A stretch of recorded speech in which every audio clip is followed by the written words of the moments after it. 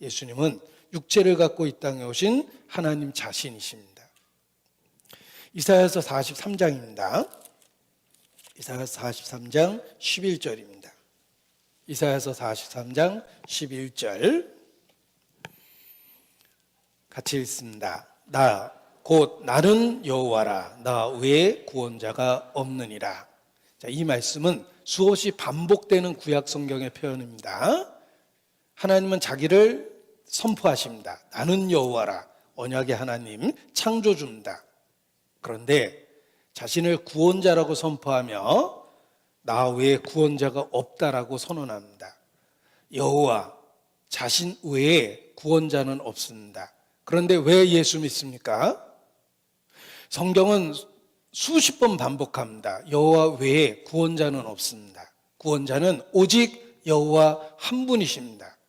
그런데 왜 예수 믿습니까? 그것은 그 언약의 여호와께서 육체를 갖고 이 땅에 오신 분이 예수님 자신이기 때문에 그렇습니다. 예수님은 살아계신 하나님이시다. 예수님은 하나님 자신이십니다. 바로 구약시대 여호와, 그분이 육체를 갖고 이 땅에 오신 분이 예수님입니다. 예수님 외에 구원자는 없습니다. 예수님은 언약하신 여호와, 그가 구원에 대해서 성취하신 방법입니다. 예수님은 하나님 자신이십니다. 이것이 우리가 믿고 있는 진리의 핵심적인 부분입니다.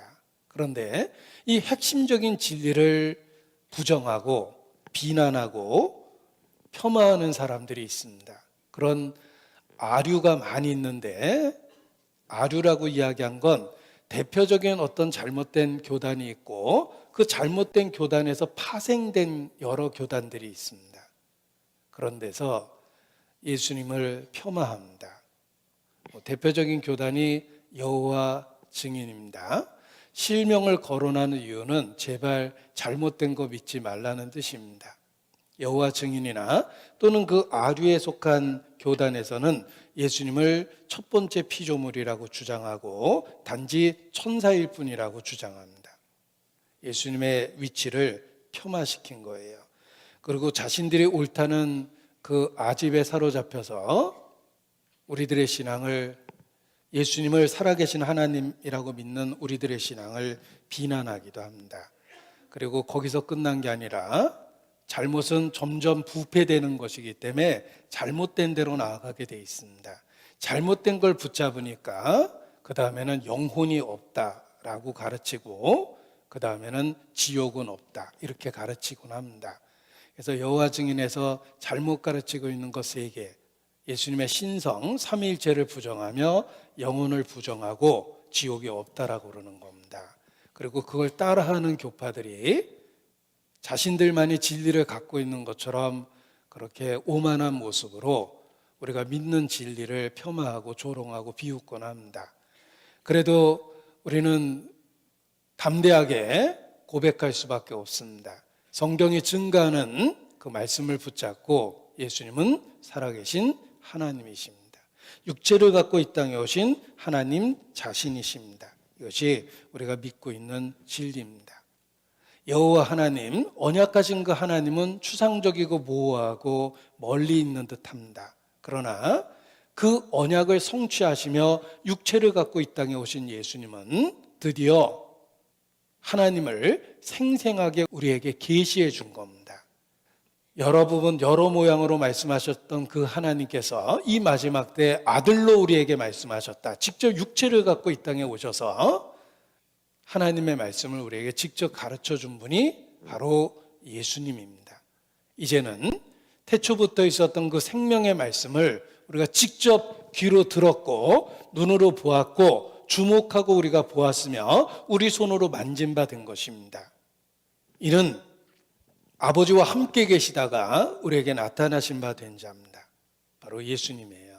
태초부터 있는 생명의 말씀에 관하여는 우리가 들은 바요 눈으로 본 바요 주목하고 우리 손으로 만진 바라. 이 생명이 우리에게 나타나신 바 되었으니 바로 예수님입니다. 예수님을 통해서 우리는 하나님을 생생하게 귀로 듣고 눈으로 보고 주목하고 우리 눈으로 주목해서 보았으며 우리 손으로 만진 바 된 하나님을 체험하는 신앙을 갖게 된 것입니다. 단지 하나님에 대한 이론적인 지식이 아니라 예수님은 육체를 갖고 하나님을 우리에게 계시하셨기 때문에 우리로 하여금 생생하게 경험하게 만든 것입니다. 이 서양 사람이 쓴 책 중에 Knowing God, 하나님을 알아간다, know라는 말에 동사를 써서 그렇게 표현했는데 그보다 더 진전된 책은 Experiencing God, 하나님을 경험하다라는 experience라는 단어를 쓴 겁니다. 예수님은 단지 하나님에 대해서 아는 게 아니라 경험하게 해줍니다. 더 이상 하나님은 하늘에만 계시거나 관념적이거나 이론적이거나 추상적이거나 모호하지 않습니다. 예수님은 하나님이 어떤 분인지를 육체를 갖고 생생하게 우리에게 계시해 주셨습니다. 나를 본 자는 아버지를 보았다.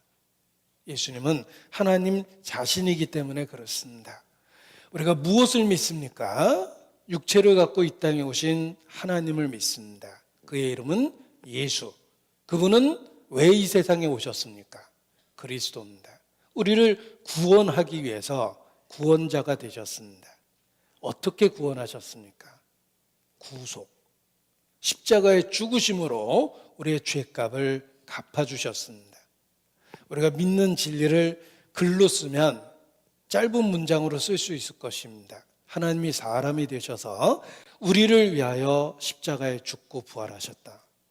이렇게 짧게 쓸 수는 있지만 그 내용을 묵상해 보면 그 짧은 글이 한 페이지를 채울 수 있고 묵상해 보면 책을 한 권 쓸 수도 있으며 평생 묵상해도 그 책은 시리즈로 계속 쓰여질 수 있습니다. 그 안에 놀라운 진리가 들어있기 때문에 그렇습니다. 중심이 흔들리면 안 됩니다. 오뚜기는 아무리 흔들어놔도 중심에 추가 붙어 있기 때문에 다시 설 수 있는 겁니다. 우리의 중심에 핵심적 진리가 들어있어야 되는데 그것이 바로 복음입니다. 복음은 예수 그리스도와 관계된 내용이 복음입니다. 예수님은 누구시고 예수님이 무슨 일을 하셨는가? 이것이 복음입니다. 예수님은 육체를 갖고 오신 하나님이시고 우리를 위해서 내가 죽어야 될 자리에서 대신 죽으셨습니다. 이 핵심적인 진리를 붙잡고 있으면 오뚜기처럼 흔들려도 넘어지진 않습니다. 세상은 끊임없이 우리를 진동시키고 흔들어 놓습니다. 그러나 핵심을 붙잡으면 언제나 흔들리지만 바로 설 수 있습니다. 복음이 우리에게 생명이 된 것입니다. 예수님이 하나님이 육체를 갖고 이 땅에 오신 분입니다. 예수님의 죽음은 우리를 위해서 죽으신 것입니다. 예수님과 관계된 것을 나라는 개인과 연결시키는 게 믿음입니다. 나를 위해서 이 땅에 오셨습니다. 예수님이 죽으셨습니다. 나를 위하여. 이렇게 자기하고 연결시키는 것이 바로 믿음입니다. 예수님의 정체성 그리고 예수님이 하신 일, 그것을 자기와 연결시킬 때 하나님의 자녀가 되는 권세를 주셨습니다. 예수님은 나를 위해서 이 땅에 오셨고 나를 위해서 십자가에 죽으셨습니다. 이렇게 자기와 연결시키는 것이 믿음이며 믿는 자, 곧 그 영접하는 자, 곧 그 이름을 믿는 자에게 하나님의 자녀가 되는 합법적인 권세를 우리에게 주신 것입니다.